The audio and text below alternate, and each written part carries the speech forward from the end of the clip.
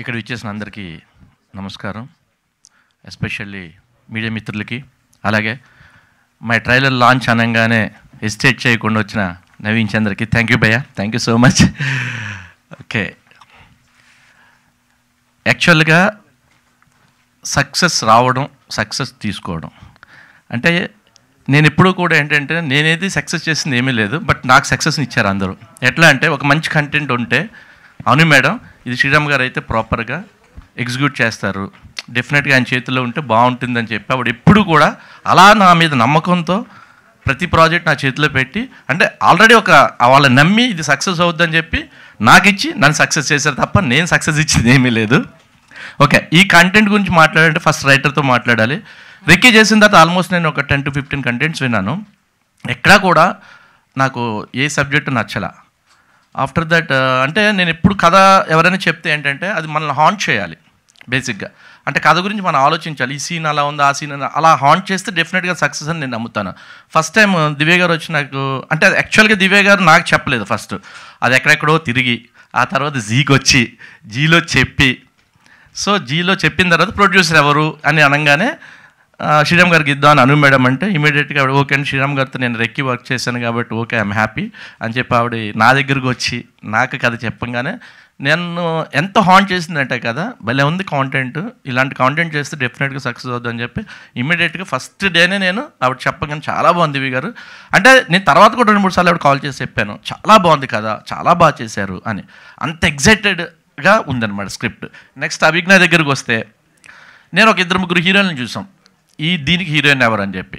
అందులో ఒక ముగ్గురిని సెలెక్ట్ చేసుకున్నాం. ముగ్గురిని సెలెక్ట్ చేసుకున్న తర్వాత అభిజ్ఞ ఆఫీస్కి వచ్చి స్క్రిప్ట్ చదివి నాకు చాలా బాగా నచ్చింది, నేను చేస్తాను అంది. అంటే తనలో నేను ఆ ఎగ్జైట్మెంట్ కానీ ఆ ఇంట్రెస్టింగ్ కానీ చూశాను, మిగతా వాళ్ళలో నేను చూడలేదు. సో దట్ ఇమ్మీడియట్గా నేను ఒకటే రిక్వెస్ట్ చేశాను, కష్టపడాలి ఈ ప్రాజెక్ట్ వర్క్, ఎందుకంటే నేను చాలా రిస్ట్రిక్టెడ్గా లిమిటేషన్లో పనిచేస్తున్నాను. ఫస్ట్ టైం నేను బేసిక్గా ఎప్పుడు లిమిటేషన్లో పనిచేయను, బియాండ్ బడ్జెట్లు పని చేసుకుంటూ వెళ్తా. సో నాకు ఆ ప్రాబ్లం ఉంది కొంచెం, దీనికి మాత్రం నువ్వు కష్టపడి పని అంటే లేదు సార్ డెఫినెట్గా నేను చేస్తాను అని చెప్పి తను ఎంత బిలీవ్ చేసిందంటే ఈ కథని చాలా అంటే 110% బిలీవ్ చేసింది అమ్మాయి. అనగానే నాకు చాలా హ్యాపీ అనిపించింది. అంటే ఈ మధ్యకాలంలో నేను ఒక అమ్మాయిని అలా చూడలేదు, అంటే కాంటెంట్ నచ్చి నేను చెయ్యాలని తను ఫిక్స్ అయిపోయింది మెంటల్గా, అలాగా తను ఇక్కడికి వచ్చింది. అఫ్కోర్స్ మిగతా వాళ్ళు అలా కాదని కాదు కానీ, బట్ డైరెక్ట్గా నేను ఆ ఇంట్రాక్షన్ చూశాను, ఆ అమ్మాయిలో ఆ బిలీఫ్ని చూసా, ఈ క్యారెక్టర్ నేను చేస్తే డెఫినెట్గా నాకు మంచి పేరు వస్తుంది, సక్సెస్ఫుల్ ప్రాజెక్ట్ అని చెప్పి ఆ పిల్ల అంత బిలీవ్ చేసినప్పుడు ఏంటంటే ఆబ్వియస్లీ అంటే దే పుట్ మోర్ ఎఫర్ట్ అనమాట దానికోసం. నెక్స్ట్ ఇంకా మా కృష్ణ గారు కూడా లేరు ఫస్ట్ నిజం చెప్పాలంటే ఈ ప్రాజెక్ట్లో ఎవరెవరిని అనుకున్నాం, లాస్ట్ మినిట్లో మేము చూసిన తర్వాత ఇలాంటి కాంటెంట్ని మనం ఎగ్జిక్యూట్ చేయాలంటే అలాంటి డైరెక్టర్ నేను అంటే బెటర్ అని చెప్పేసి ఆయన నేను రిక్వెస్ట్ చేశాను. అంటే యాక్చువల్గా ఆయన చేసే మూడ్లో లేడు, ఆయన వేరే వేరే వర్క్స్లో ఆక్యుపై ఉన్నాడు. అందుకని నేను రిక్వెస్ట్ చేస్తే ఆబ్లిగేషన్ మీద నా మాట కాదని లేక లేదు సార్ చేస్తానని చెప్పి ఆయన రావడం, సో అంటే సెట్ ఆఫ్ థింగ్స్ లాగా ఈ ప్రాజెక్ట్కి అన్నీ అలా కలిసి వచ్చినాయి. తర్వాత మాకు అఫ్కోర్స్ క్యాస్ట్ అండ్ క్రూలో కూడా ఏంటంటే నేను చాలా బిజీ ఉన్నాను వేరే వర్క్స్తో, సో దీని మీద ఎక్కువ ఫోకస్ చేయడానికి లేకపోతే నేను ప్రవీణ్ నా ఫ్రెండ్ని అడిగితే దగ్గరుండి తను ఎగ్జిక్యూట్ చేసి ఏం కావాలో అది ప్రతిదీ తన నెత్తి మీద వేసుకుని పనిచేశాడు.